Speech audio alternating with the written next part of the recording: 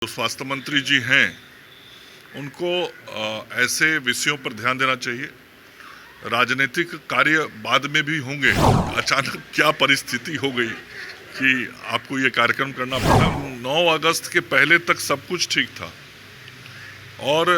9 अगस्त के बाद कौन सी बातें हो गई और 1.5 महीने में इतना बड़ा क्या बात हो गया कि ऐसे कार्यक्रम और इस शीर्षक के साथ करना पड़ रहा है। भारतीय जनता पार्टी का क्या होगा और Bahujan Samaj party, Samajwadi party, Congress party और सभी का आंकड़ा जोड़ दिया जाता था कि इतना % वोट हो गया, तो भारतीय जनता पार्टी का क्या होगा। सुरक्षा मुहैया नहीं कराई जा रही है, इसी कारण नहीं, देखिए, ये जिम्मेवारी आज के स्वास्थ्य मंत्री जी की है और आज जो स्वास्थ्य मंत्री जी हैं उनको ऐसे विषयों पर ध्यान देना चाहिए। राजनीतिक कार्य बाद में भी होंगे, लेकिन जिन कार्यों से जनता सीधा प्रभावित होती है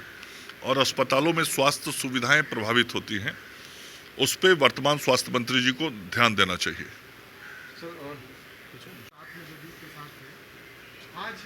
अब जदयू को संविधान बचाने की जरूरत आनी पड़ी और कल एक बड़ा कार्यक्रम है जदयू का, मार्च है पूरे बिहार में। अब ये प्रश्न तो आपको जदयू के हमारे नेताओं और साथियों से पूछना चाहिए कि अचानक क्या परिस्थिति हो गई कि आपको ये कार्यक्रम करना पड़ा। मैं समझता हूँ वो इसका जवाब शायद ज़्यादा बेहतर देंगे, तब फिर हम लोग कुछ बोलेंगे। लेकिन सड़कों पर मार्च करना और अलग होने के बाद वही तो मैं कह रहा हूँ कि 9 अगस्त के पहले तक सब कुछ ठीक था और 9 अगस्त के बाद कौन सी बातें हो गई और 1.5 महीने में इतना बड़ा क्या बात हो गया कि ऐसे कार्यक्रम और इस शीर्षक के साथ करना पड़ रहा है। ये जदयू के नेता और साथियों को बताना चाहिए, क्योंकि बिहार की जनता सत्य जानना चाहती है। पिछले 3-4 नीति में है तो किसी से भी कोई मिल सकता है और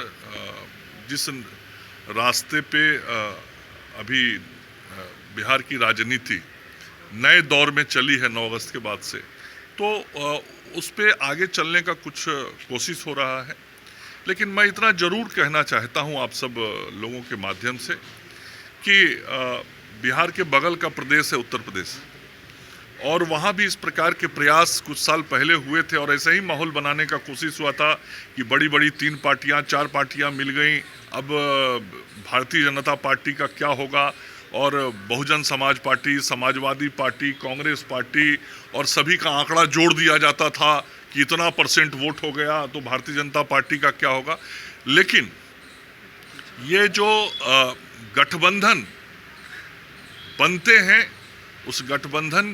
की ताकत का आकलन जनता के बंधन पर होता है। जनबंधन कैसा हो रहा है और जनबंधन भारतीय जनता पार्टी की ओर रहेगा, नरेंद्र मोदी जी के नेतृत्व में रहेगा और यह काम उत्तर प्रदेश में भी उत्तर प्रदेश की जनता ने कर दिखाया था। आप सब लोग को ध्यान में होगा कि जब सपा, बसपा और कांग्रेस का गठबंधन बना था तो कैसी चर्चाएं आप मीडिया के मित्रों के माध्यम से भी होती थी। लेकिन जो यूपी का जनबंधन था वह भारतीय जनता पार्टी और नरेंद्र मोदी जी के पक्ष में था और 3/4 वोट हमारे बगल के ही प्रदेश में लोगों ने ऐसे किसी भी महागठबंधन के विरोध में जाके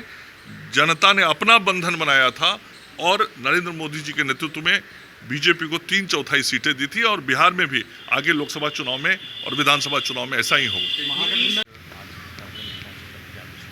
सेवा पखवाड़ा का कार्यक्रम भारतीय जनता पार्टी की ओर से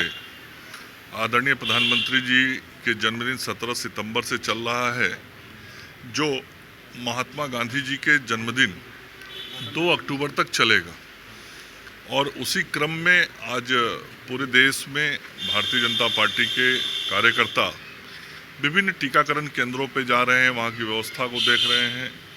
और ज़्यादा से ज़्यादा लोग टीका लें, इसका आग्रह और अपील भी करने हम लोग निकले हैं कि जो कोरोना का टीका जिसने दूसरा डोज नहीं लिया है, जिसने बूस्टर डोज नहीं लिया है, वो सब टीका लेके आएँ और टीके की मुफ्त व्यवस्था की गई है और कोरोना से बचने का यही सबसे बेहतर उपाय है। और हम आज फिर आप सब लोगों के माध्यम से बिहार की जनता से फिर से अपील करना चाहते हैं कि सब लोग कोरोना का टीका समय पर जरूर लें।